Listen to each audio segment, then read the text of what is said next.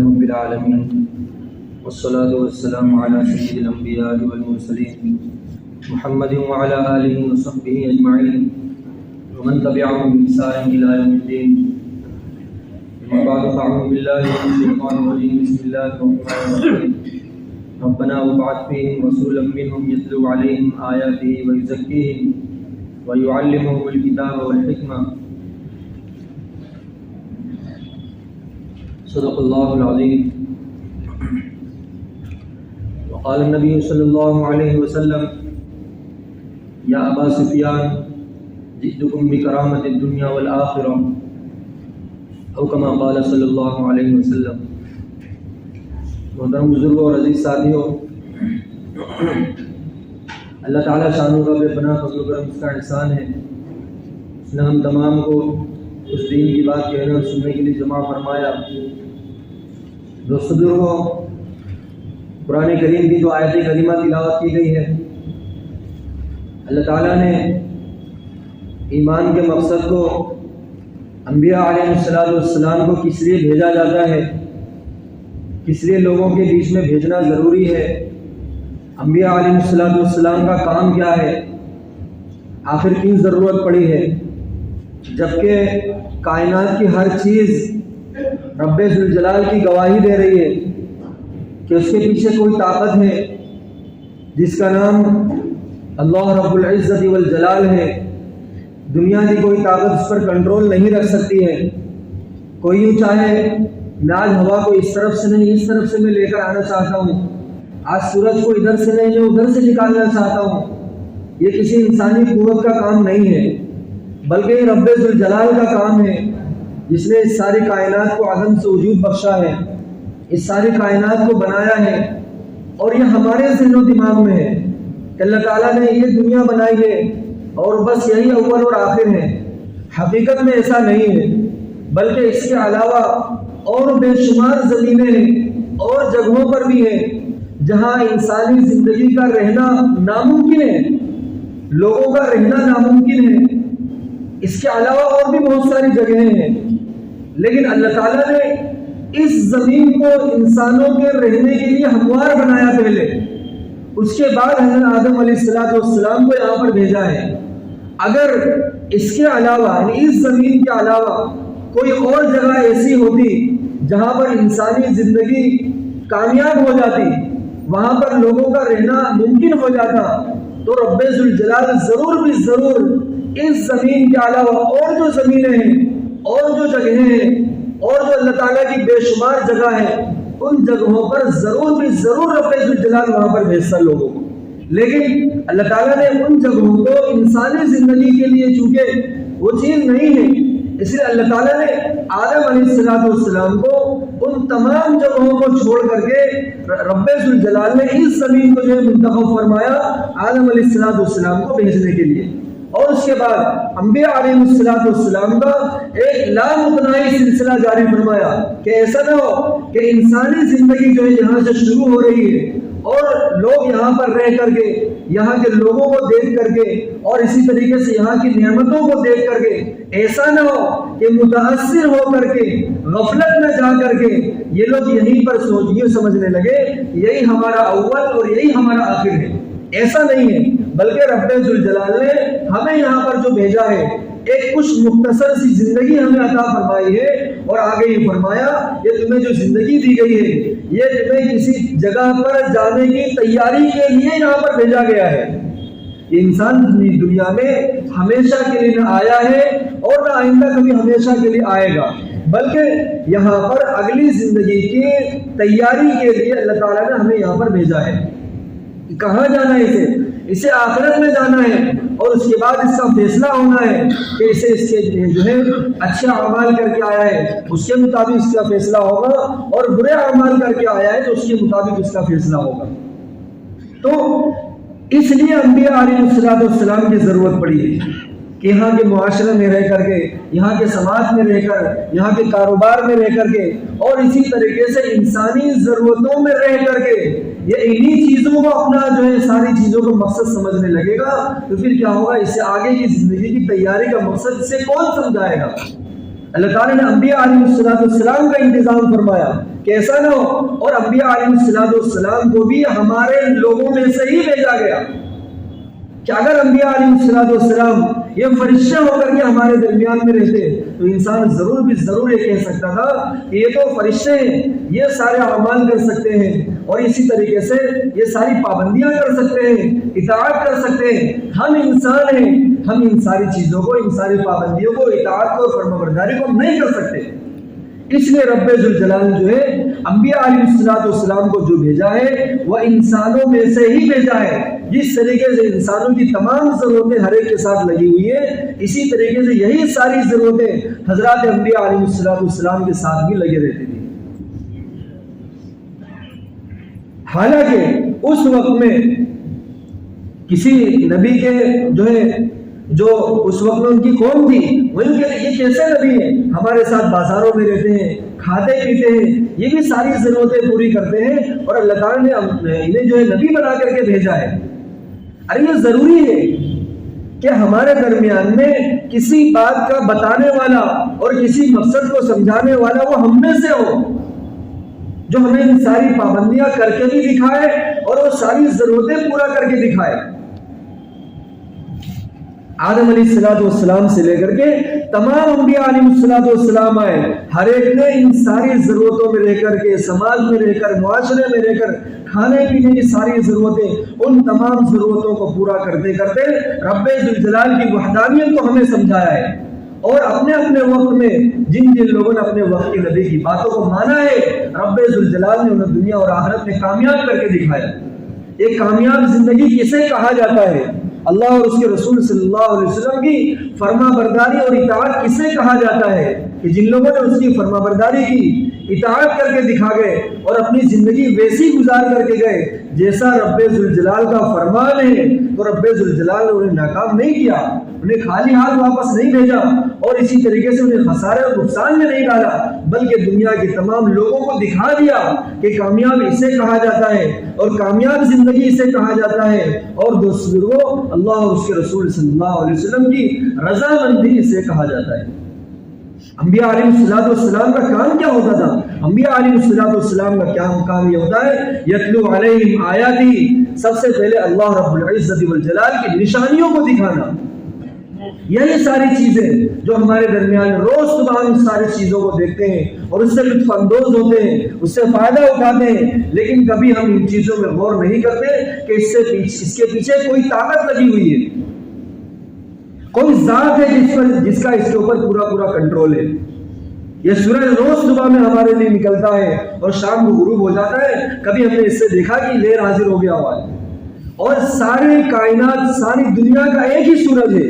لیکن کہیں پر صبح ہو رہی ہے، کہیں پر دوپہر ہو رہی ہے، کہیں پر شام ہو رہی ہے، ایسا نہیں، یہی سورج ہے، لیکن یہی سورج کسی جگہ پر جو مان پڑا ہوا ہے اور کسی جگہ پر جو قہر کر پا رہا ہے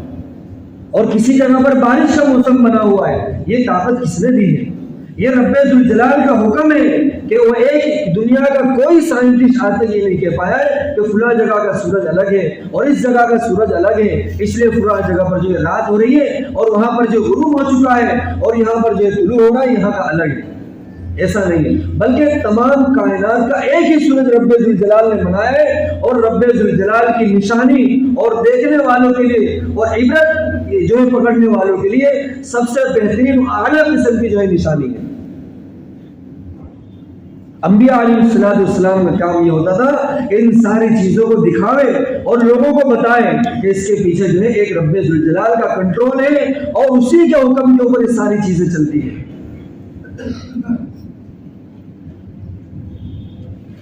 پچھلے زمانے کے اندر ایک شخص آیا، وہی کہنے لگا کہ میں بھی اپنے آپ کو خدائی کا دعویٰ کرنے لگا کہ میں بھی وہ ساری طاقتیں رکھتا ہوں جو رب ذوالجلال کی جو ہے ساری طاقتیں ہیں، کسی کو مارتا ہوں، کسی کو جلاتا ہوں۔ اور کیا کیا اس نے دو لوگوں کو بلایا، اس میں سے جس کا جو گنہگار تھا اس کو چھوڑ دیا، اور جس کا کوئی گناہ نہیں تھا اس کو جو ہے گردن اڑانے کا حکم دے دیا کہ دیکھو ایک کی زندگی جو ہے ختم تھی، اس کو میں نے زندہ کر دیا، وہ شخص پہلے سے زندہ تھا۔ ابراہیم علیہ السلام نے کہا کہ ایسا نہیں ہے، بلکہ رب ذوالجلال کا کنٹرول تو پورے عالم کے اوپر ہے. ایسا کریں روزانہ صبح مشرق سے نکلتا ہے آپ اس کو مغرب سے نکال دیں, وہ نہیں ہو سکا اس سے. تو دوستو وہ رب ذوالجلال کا کنٹرول, اللہ تعالیٰ کا حکم جو ہے جن چیزوں کے اوپر ہے اس کے اوپر جو ہے دوستو انسانی کسی بھی طاقت کا کنٹرول نہیں ہے, وہاں تک کسی کی پہنچ نہیں ہے ہم اسے کنٹرول کر سکیں. دنیا کی تمام چیزوں کو جسے رب ذوالجلال نے بنایا ہے ان تمام چیزوں کو لے کر کے اسے جمع کر کے اس کو جو اپنے پاس لے کر کے اس کے اندر کیا کیا طاقتیں چھپی ہوئی ہیں اس کو ہم ریسرچ کر کے اس سے کسی نئی چیز کا ایجاد ہم کر سکتے ہیں, لیکن بنفس نفیس ان چیزوں کو ہم نہیں بنا سکتے. چاند کو کوئی یوں کہے کہ ہاں اس کے اندر یہ چیزیں آج ہم دوسرا چاند بنا لیں گے, ایسا نہیں ہو سکتا ہے. یہ زمین اسی طرح کی ہے, لاؤ کچھ نئی مٹی کو پیدا کریں, ایسا نہیں ہو سکتا ہے. بلکہ ہاں اسی مٹی کو لے کر کے اس سے ہم کسی نئی چیز کو چاہے ایجاد کر دیں, یہ ممکن ہو سکتا ہے. لیکن ہم یوں چاہے ایک زمین یہاں پر ہے, اس زمین کی دوسری زمین ہم یہاں بنا لیتے ہیں, وہ ایسا دوست ضرور نہیں ہو سکتا.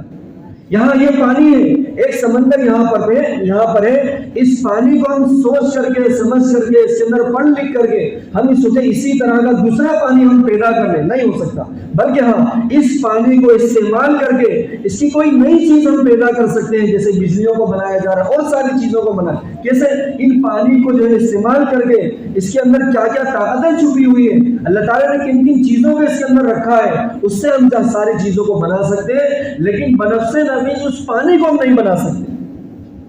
یہ اللہ تعالیٰ کی قدرت ہے یا نہیں ہے؟ رب ذوالجلال کے اوپر ایمان لانے کے لیے ایک ادنا سے ادنا چیز ہمارے لیے کافی ہے. اللہ تعالیٰ کی فرما برداری اور اطاعت کے لیے کہ انسان ہی چاہے کہ ساری زندگی اس نے تھک تھک کر کے جو ہے اپنی جو ساری زندگی گزار دی, لیکن اس کو اتنا وقت نہیں ملا کہ کائنات کی کسی چیز کے اندر غور کر کے ہم اس بات کو سمجھیں کہ ہمیں آگے کسی اور زندگی کے اندر جانا ہے. انبیاء علیہ السلام اس بات کو لے کر کے آئے جو تعلیم ہمیں دے رہے ہیں, کیا اس میں کتنی سچائی ہے؟ کیا انبیاء علیہ السلام کبھی ہمارے لیے برا چاہیں گے؟ معاذ اللہ, ہرگز ایسا نہیں ہو سکتا. انبیاء علیہ السلام جس بات کو ہمیں بتا رہے ہیں, جس پروردگار کی ہمیں دعوت دے رہے ہیں, انبیاء علیہ السلام نے مکمل طور پر انسانوں کو, لوگوں کو ان کی کامیابی جو ہے صحیح طور پر انہیں بتا دی. ایک بہترین تعلیم جو ہمیشہ کے لیے دنیا اور آخرت کی کامیابی کی ضمانت دیتا ہے. ذات اقدس صلی اللہ علیہ وسلم نے کوئی کسر نہیں چھوڑی. اب یہ ساری دنیا کے لوگ اس میں سوچ کر کے, پڑھائی کر کے, تعلیم لے کر کے یوں سمجھتے ہم نے یہ پیدا کر دیا, یہ پیدا کر دیا. آپ صلی اللہ علیہ وسلم نے اس کو جو ہے 1450 سال پہلے ان تمام چیزوں کی خبر دے دی تھی. یہ ایمان والوں کے لیے کوئی نئی چیز نہیں ہے. انبیاء علیہ السلام کا کام یہ ہوا کرتا تھا کہ لوگوں کو اللہ تعالیٰ کی نشانیوں کے بارے میں باخبر کرے. کیوں؟ اس لیے کہ لوگ جو ہے کوئی کھیتی میں رہ کر کے, کوئی کاشتکاری میں رہ کر کے, کوئی اپنے دکانوں میں رہ کر, کوئی اپنے سماج میں رہ کر کے انہیں انسانی حاجتوں کو, انسانی ضرورتوں کو, انہیں اسی ساری چیزوں میں رہ کر, اس نعمتوں میں رہ کر کے اسے اپنا مقصد بنا کر کے رب ذوالجلال کو لوگ بھول کر کے زندگی گزار رہے ہیں, اللہ تعالیٰ کو بھول کر کے زندگی گزار رہے ہیں. انبیاء علیہ السلام کا کام یہ ہوتا تھا کہ انہیں اس بات کی یقین دہانی کرائی جائے, انہیں بتایا جائے کہ رب ذوالجلال اس کائنات کے پیچھے کوئی ذات ہے, ان تمام چیزوں کے پیچھے رب ذوالجلال کا پورا کنٹرول ہے. یہ انسان ہے, اسے اللہ تعالیٰ نے تھوڑا سا اختیار دیا ہے, اور اختیار اتنا نہیں ہے جتنا وہ چاہے ساری چیزوں کا اختیار ہے. ایک قدم اٹھا لے, دوسرے قدم اٹھانے کا اس کو اختیار نہیں ہے. ایک پیر کو اٹھا سکتا ہے لیکن ساتھ میں دونوں پیروں نہیں اٹھا سکتا. ایک یہ تھوڑا سا اختیار اللہ تعالیٰ نے اسے دے دیا ہے, تو یہ سمجھتا ہے میں جو چاہوں کر سکتا ہوں, جس طرح چاہوں اس طریقے سے زندگی گزاروں, حالانکہ ایسا نہیں ہے. یہ ان باتوں کو انبیاء علیہ السلام نے ہمیں جو ہے بھولا ہوا سبق ہمیں سکھایا ہے. تو انسان یہ سبق بھول چکا تھا, اسے چاہیے یہ تھا کہ ان ساری نشانیوں کو دیکھ کر کے, ان ساری نشانیوں کے اندر غور و فکر کر کے یہ رب ذوالجلال تک یہ پہنچتا, اللہ تعالیٰ تک یہ اللہ رب العزت والجلال کی رضامندی کو یہ پانے والا بنتا. لیکن چونکہ ایسا نہیں ہوا, اس لیے انبیاء علیہ السلام کا بھیجا جانا ضروری تھا. اور دوسرا کام کیا ہے؟ انبیاء علیہ السلام کا دوسرا کام یہ ہوا کرتا تھا کہ کتاب جو نازل کی گئی ہے جو کتاب اتاری گئی ہے اس کتاب کو لوگوں تک پہنچائے، اسے سمجھایا جائے۔ قرآن کریم جو نبی کریم صلی اللہ علیہ وسلم کے اوپر نازل ہوئی، ان ساری امت کے لیے، ہم تمام لوگوں کے لیے مشعل راہ ہے، ہدایت ہے، اس کو ہم تمام لوگوں کو سمجھایا جائے۔ حالانکہ عرب میں قرآن کریم اترا ہے، ان سارے لوگوں کی زبان عربی ہے، وہ بچپن سے جو ہے سارے عربی جانتے ہیں، سمجھتے ہیں، آپس میں عربی بولتے ہیں۔ اس کے باوجود کیوں ضرورت پڑی انبیاء علیہ السلام کی کہ وہ لوگوں کو کتاب اللہ کی صحیح طور پر جو مطلب ہے اس مطلب کو لوگوں تک صحیح بات جو ہے سمجھائی جائے کہ رب ذوالجلال کا منشا کیا ہے۔ یہ ضرورت دوستو اس لیے پڑی کہ جو ہے انبیاء علیہ السلام کے اوپر جبریل امین جب قرآن کریم کو لے کر کے آئے اور جب لوگوں کو بتایا گیا، تو ایسے ہی جب آپ قرآن کریم کی تفسیر کو پڑھیں گے یا اسی طریقے سے ان باتوں کو پڑھیں گے تو آپ کے سامنے وہ ساری چیزیں آئیں گی کہ حضرات صحابہ کے سامنے جب قرآن کریم کی آیت پڑھی گئی تو حضرات صحابہ بے شمار لوگ ہیں، الگ الگ قبیلے کے لوگ ہیں، تو کسی نے کیا سمجھا، کسی نے کیا سمجھا، کسی نے کیا سمجھا۔ نبی کریم صلی اللہ علیہ وسلم نے جب اس بات کو لوگوں کو سمجھایا کہ رب ذوالجلال کا منشا یہ ہے، تب لوگوں کو خیال ہوا کہ نہیں، ہم تو کچھ اور سمجھ رہے تھے، جبکہ رب ذوالجلال کا منشا کچھ اور ہے۔ الگ الگ زبانیں ہیں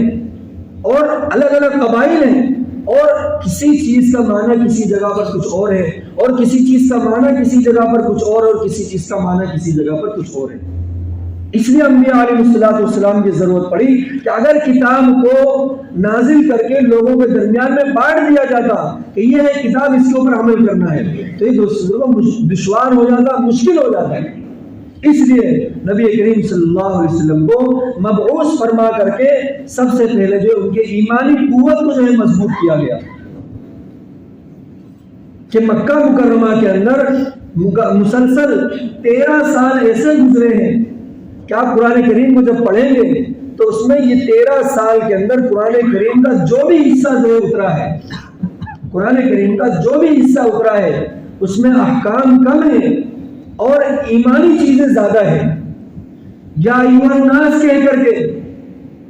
جو ہے خطاب جگہ جگہ پر، جس جگہ پر بھی خطاب کیا گیا ہے، یہ زیادہ تر آیتیں مکہ مکرمہ کی ہے کہ اے لوگوں، اور یا ایھا الذین آمنوا جہاں پر خطاب کیا گیا ہے وہ ساری آیتیں وہ ہیں زیادہ تر جو ہے مدینہ منورہ کی ہیں۔ کیوں کہ مکہ مکرمہ میں ایمان والے کم تھے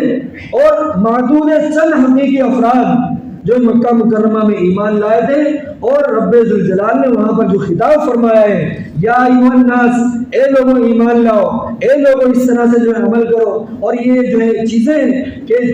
تمام لوگوں کو چھوڑ کر کے ایک رب ذوالجلال کی وحدانیت پر ایمان لانا، اور جو ہے کفر و ضلالت کی گمراہی سے نکال کر کے لوگوں کو جو ہے ایک معبود حقیقی کی طرف لے کر کے آنا، ایک روشنی کی طرف لے کر کے آنا، اندھیروں سے نکال کر کے اجالے کی طرف لانا، ذات اقدس صلی اللہ علیہ وسلم نے یہ کام مکہ مکرمہ میں کیا ہے۔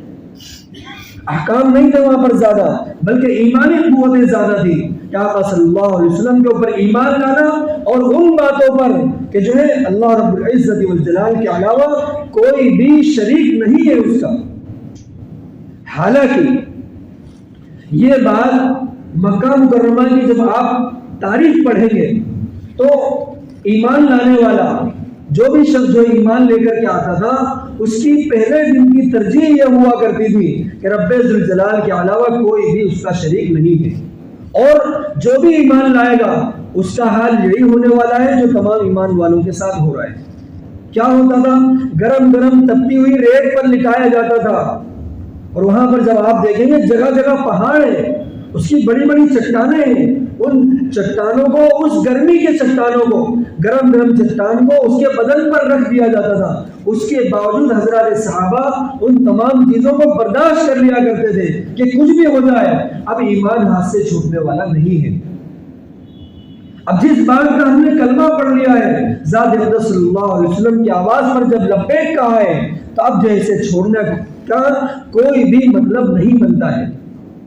کسی بھی تاریخ کی کسی مورخ نے یوں لکھا ہے کہ حضرات صحابہ کسی زمانے میں 10 تھے لیکن تمام پریشانیوں کی وجہ سے 8 ہو گئے۔ 7 ہو گئے، ایسا نہیں ہوا، بلکہ ہاں 10 تھے 12 ہو گئے، 15 ہو گئے، 20 ہو گئے، برابر تعداد بڑھتی چلے گئی۔ لیکن یہ نہیں ہو سکتا کہ جس نے ایک مرتبہ کلمہ لا الہ الا اللہ محمد رسول اللہ صلی اللہ علیہ وسلم پڑھ لیا ہے، اب ان لوگوں کے اندر کسی طرح کی کوئی کمی آ چکی ہو، ان لوگوں کی تعداد میں کمی آ گئی ہو، ایسا نہیں ہو سکتا ہے، اور ایسا ہوا بھی نہیں ہے۔ حضرات صحابہ کرام رضوان اللہ اجمعین جو ہے جس نے بھی کلمہ پڑھ لیا، جبکہ نبی کریم صلی اللہ علیہ وسلم لوگوں کو یہ کہتے تھے کہ آپ ابھی ایمان لائے ہو، اپنی جگہ پر چلے جاؤ، جہاں سے آئے ہو وہاں چلے جاؤ، جب یہ ہمارا غلبہ ہوگا آپ آ جائیں۔ وہ حضرات صحابہ یہ کہتے تھے کہ جب یہ حق پر ہے، یہ دین سچ ہے، یہ ایمان سچ ہے، اور رب ذوالجلال نے کامیابی کی ضمانت دی ہوئی ہے، تو پھر جو ہے خوف کس کام کا، اور جو ہے خوف کس چیز کا، اور اسی طریقے سے ڈر کس چیز کا، اور جو چھپنا چھپانا کس بات کا۔ علل اعلان جو ہے یہاں پر نماز ہوگی، علل اعلان ہم کھل کر کے کہیں گے کہ رب ذوالجلال کے علاوہ کوئی بھی عبادت کے لائق نہیں ہے۔ اور جس میں حضرت عمر رضی اللہ عنہ ایمان لے کر کے آئے، خانہ کعبہ میں کھڑے ہو کر کے یہ اعلان فرمایا ہے، سارے کفار مکہ اور مشرکین جو ہے دنگ رہ گئے کہ آج تک جو ہے یہ اس طرح کا اعلان کسی نے بھی نہیں کیا جو جرأت حضرت عمر رضی اللہ عنہ نے دکھائی۔ کیوں نہیں دکھاتے؟ کہ جن کے لیے دعا خود نبی کریم صلی اللہ علیہ وسلم نے فرمائی تھی، نبی کریم صلی اللہ علیہ وسلم نے خود جو ہے دعا فرمائی کہ اللہ 2 عمر میں سے کسی ایک کو تجھے ہدایت عطا فرما،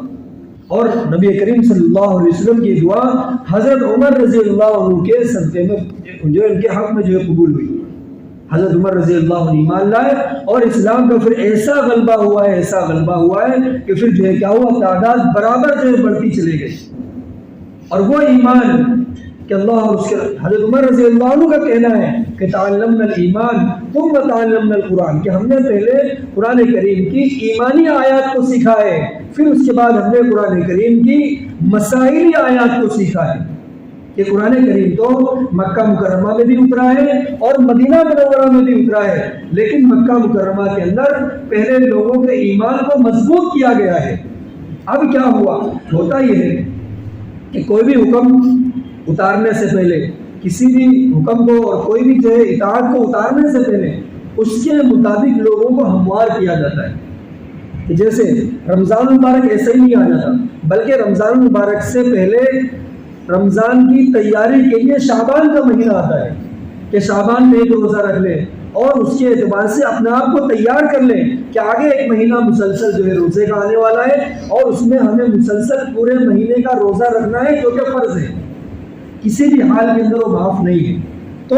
اس لیے جو ہے شعبان کا مہینہ آتا ہے تاکہ ہم رمضان کی مکمل طور پر تیاری کر لیں۔ اب وہ تیاری کسی بھی لائن کی ہو، ہم سب اپنے اپنے اعتبار سے اپنی ساری چیزوں کو جانتے ہیں، اپنی ضروریات کو جانتے ہیں۔ تو اسی طرح سے جو ہے انبیاء علیہ السلام کو جو ہے جو احکامات دیے جاتے ہیں، ان احکام کو اتارنے سے پہلے لوگوں کو اس راستے سے اور اس طریقے سے پورے طور پر تیار کیا جاتا ہے۔ اب جو ہے جب ایمان مضبوط ہو گیا، لوگوں کے قلوب جو ہے پورے طور پر مضبوط ہو گئے، تیار ہو گئے، اب کیا ہوا، اب رب ذوالجلال کا جو حکم آئے گا حضرات صحابہ اس کے نیچے دوڑ کر کے جو ہے عمل کریں گے۔ اب جو ہے نماز کا حکم آ جائے، روزوں کا حکم آ جائے، پردے کا حکم آ جائے، جب پردے کا حکم نازل ہوا تو آپ لوگ جو پڑھیں گے تو اس میں کیا ہے کہ جو صحابیہ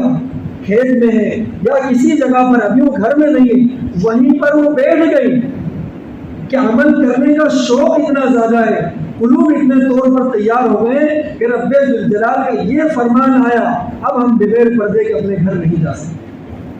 اب ہم بغیر پردے کے اپنے کھیت سے اپنے گھر نہیں جا سکتے، کہ اب پردے کا حکم آ گیا ہے، کسی کو بھیجا کہ ہمارا حجاب لے کر کے آئے، اب اس کو پہن کر کے اب اسے اوڑھ کر کے جو آپ دوبارہ اپنے گھر کو جائیں گے۔ شراب بندی کا حکم آیا کہ اب جو ہے شراب پورے طریقے سے حرام قرار دی گئی ہے، مدینہ کی گلیوں کے اندر جو ہے شراب کی نہریں بہہ گئی۔ کیوں؟ حضرات صحابہ مکمل طور پر اس بات کے لیے تیار ہو گئے تھے، ان کے قلوب تیار ہو گئے کہ اب ہمیں رب ذوالجلال کا جو بھی حکم ملے گا، چاہے وہ ہمارے دل کے نزدیک بے حد زیادہ محبوب ہوگی، لیکن چونکہ رب ذوالجلال کا فرمان ہے، اللہ رب العزت والجلال نے کسی بات کو حرام قرار دیا گیا ہے اور وہ چیز ہمارے گھر کے اندر پنے اور پلے بڑھے، یہ کبھی بھی نہیں ہو سکتا ہے۔ حضرات صحابہ نے مکمل طور پر اس کا ثبوت دیا. نماز کا حکم آیا، حضرات صحابہ مکمل طور پر اس کے لیے تیار ہیں. اور ہم لوگ تھوڑی تھوڑی سی باتیں، ہمارے تھوڑے تھوڑے سے معاملات ہیں، چھوٹی چھوٹی سی باتوں کی وجہ سے کیا کرتے ہیں، نماز جیسے عظیم الشان حکم کو چھوڑ دیتے ہیں. دوستوں ایسا نہیں ہونا چاہیے، بلکہ ایک سنجیدگی لانے کی ضرورت ہے. انبیاء علیہ السلام کا جو کام ہوا کرتا تھا کہ لوگوں کے اندر اس بات کی سنجیدگی پیدا کریں. انبیاء علیہ السلام نے کبھی بھی لوگوں کے جسموں پر حکومت نہیں کی، کبھی بھی لوگوں کے جسموں کو اس بات کا پابند نہیں بنایا کسی چیز کا، بلکہ ان کے قلوب پر حکمرانی کی ہے، لوگوں کے قلوب کو مضبوط کیا ہے، ان کے قلوب کو رب ذوالجلال سے جوڑا ہے. اور دوستوں جس کا قلب جو ہے جڑ جاتا ہے اس کا پورا جسم اسی بات کی گواہی دیتا ہے جو چیز دل کے اندر جو ہے گھر کر گئی، جو چیز دل کے اندر ہے وہی چیز اس کے بدن سے باہر آئے گی. یہ علامتیں ہیں، دنیا کی تمام علامتوں کو پہچاننے کی چیز یہ ہے کہ جس بات کی جن لوگوں کی محبت اس کے دل کے اندر ہے وہی چیزیں اس کے بدن سے ظاہر ہوں گی. اگر اللہ اور اس کے رسول صلی اللہ علیہ وسلم کی محبت ہے تو بدن سے ظاہر ہونے والے اعمال بھی اللہ اور اس کے رسول صلی اللہ علیہ وسلم کو راضی کرنے والے ہوں گے. اور بدن کے اندر، دل کے اندر کسی اور کی محبت ہے تو پھر کیا ہوگا، معاملہ جو ہے گڑبڑی کا ہے. کہ لوگوں کے ساتھ رہ کر کے، لوگوں کے درمیان میں رہ کر کے چاہے وہ اعمال ہیں، لیکن جو ہے تنہائی کے اندر اور اسی طرح سے کسی جگہ پر اکیلا پہنچا ہے تو جو ہے دل کے اندر کیا ہے، اس بات کا امتحان ہو جاتا ہے. تو دوستوں دلوں کے اندر انبیاء علیہ السلام نے ہمیشہ حضرات صحابہ کے دلوں کو مضبوط کیا ہے کہ جب قلوب اس بات کے لیے جو ہے پورے طور پر تیار ہوں گے تو بندہ اعمال کے لیے بھی تیار ہوگا. پھر چاہے فجر کی نماز ہو، چاہے عصر کی نماز ہو، چاہے عشاء کی نماز ہو، کوئی بھی نماز کا معاملہ ہو، ہمارے کاروبار ہو، ہماری اپنی نیند ہے، یا اسی طریقے سے ہمارے دوست و احباب ہیں، ان تمام لوگوں کے درمیان میں رہ کر کے اللہ اور اس کے رسول صلی اللہ علیہ وسلم کا فرمان ہمارے لیے سب سے اول نمبر پر ہے. اس لیے دوست بزرگوں ضرورت اس بات کی ہے کہ انبیاء علیہ السلام کو بھیجے جانے کا جو مقصد ہے وہ جو ہے قلوب کو ہموار کرنا، قلوب کو رب ذوالجلال سے جوڑنا، کہ دلوں کے اندر جب تک نبی کریم صلی اللہ علیہ وسلم کی محبت صحیح طور پر پیوست نہیں ہوگی، جیسا کہ حکم ہے، جیسا کہ فرمایا گیا ہے، اس طور پر اگر دلوں کے اندر ہماری محبت ہوگی تو پھر کیا ہوگا، بدن سے وہ اعمال ظاہر ہوں گے جو ذات اقدس صلی اللہ علیہ وسلم کو خوش کرنے والے ہوں گے. نبی کریم صلی اللہ علیہ وسلم کا فرمان ہے کہ مجھے جو ہے میری آنکھوں کی ٹھنڈک نماز میں، میری آنکھوں کی ٹھنڈک نماز میں. اور ہم لوگ نبی کریم صلی اللہ علیہ وسلم کو کن باتوں سے، کن عمل سے جو خوش کرنا چاہتے ہیں؟ بھائی اپنے گھر پہ آنے والے مہمان کو ہم اسی طرح سے خوش کرتے ہیں جس کے اندر آنے والے مہمان کی خوشی. اگر سامنے آنے والے مہمان کی خوشی کسی اور بات کے اندر ہے اور ہم ان کو خوشی اپنے طور پر پہنچانا چاہتے ہیں، یہ کبھی بھی نہیں ہو سکتا. یہ سامنے والے کی خوشی نہیں ہے، بلکہ اس کو خوش کرنے کی چیز یہ ہے کہ اس کی خوشی جس بات کے اندر ہے اس خوشی کے سامان کو ہم مہیا کریں تاکہ آنے والا مہمان ہمارے دسترخوان سے خوش ہو کر کے جائے، ہمارے گھر سے خوش ہو کر کے جائے. اسی طریقے دوستوں ذات اقدس صلی اللہ علیہ وسلم کی جو محبت ہمارے دلوں کے اندر پیوست ہے اس محبت کو اس طور پر تیار کریں جس کے اندر نبی کریم صلی اللہ علیہ وسلم کی رضا اور خوشی ہونی ہے، رب ذوالجلال کا ڈر ہو ہمارے دلوں میں اور نبی کریم صلی اللہ علیہ وسلم کی محبت ہو. رب ذوالجلال کا خوف ایک ایسی چیز ہے جو لوگوں کو گناہوں سے دور رکھ سکتی ہے، لوگوں کو گناہوں سے ہٹا سکتی ہے، اس کے گناہوں کو چھڑا سکتی ہے. اور نبی کریم صلی اللہ علیہ وسلم کی محبت ایک ایسی چیز ہے جو لوگوں کو اعمال کے اوپر کھڑا کر سکتی ہے، اس کے نرم بستر سے ہٹا کر کے اسے مسجد تک لانے کی طاقت رکھتی ہے. لیکن شرط یہ ہے کہ ویسی محبت پیوست ہو جیسا کہ رسول اللہ صلی اللہ علیہ وسلم کا فرمان ہے. تب جا کے کیا ہوگا، ہمیں ہمارے بستر بھی جو ہے نماز کے وقت میں ہمیں گرم لگنے لگیں گے اور جو ہے مسجد میں ہمیں ٹھنڈی ہوائیں آنے لگیں گی. لیکن شرط یہ ہے کہ ویسی محبت پیوست ہو جیسا کہ رسول اللہ صلی اللہ علیہ وسلم کا فرمان ہے. یہ اعمال ہمارے بدن سے ظاہر ہونے والے اعمال ویسے ہوں. اور اسی طریقے سے دوستوں یہ تو مسجد کا معاملہ ہے، ہمارے گھروں کے اندر بھی ہم توجہ دیں، خاص طور پر جو بڑے لوگ ہیں گھروں کی ساری ذمہ داریاں اٹھاتے ہیں، گھر کی ساری چیزوں کو پورا کرتے ہیں اور ان کے کھانے پینے کی ساری ضرورتوں کو پورا کریں. ان لوگوں کے لیے ضروری ہے اپنے گھروں کے اندر اپنی اولادوں کے اندر پہلے نظر رکھیں کہ گھر کے سارے لوگ جو ہے نمازوں کی پابند ہو. خالی ایسا نہ ہو دادیاں بھی نمازوں کی پابند ہو, مائیں بھی نمازوں کی پابند ہو, اور اسی طریقے سے عورتیں بچے بھی نمازوں کی پابند ہو. یہ تینوں جو ہے جو سارے لوگ ہیں وہ سب کے سب نمازوں کی پابند ہوں گے. تو پھر کیا ہوگا, آئندہ چل کر کے یہ ہوگا, یہ بچے آگے چل کر کے یہ جو ہے جس گلی سے گزریں گے, جس جگہ پر جائیں گے, کہ ہو نہ ہو کسی کے اوپر اس کی دادیوں کا اثر ہے, اس کی دعاؤں کا اثر ہے, کسی کے اوپر جو اس کے دادا کی دعاؤں کا اثر ہے. یہ دعائیں جو اس میں کیا ہوگا, رنگ لاتی ہے. اللہ تعالیٰ سے دعا ہم سب کو کہنے سننے سے دعوت کی توفیق عطا فرمائے.